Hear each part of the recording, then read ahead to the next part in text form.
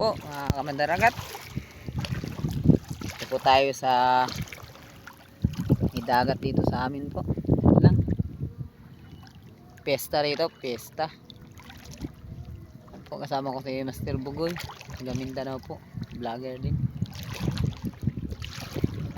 Sunduin namin yung kasama niyang dalawa.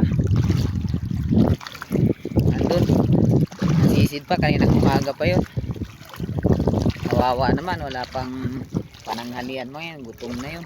Dito lang. Yeah. Lakad tayo. Ano? Gandang dagat ngayon. Halos di umaalo ng ano. May alon doon, konti lang. Yan po. Kanina low tide. Ngayon paano na siya? Papunta na sa high tide po. Pero lumalabas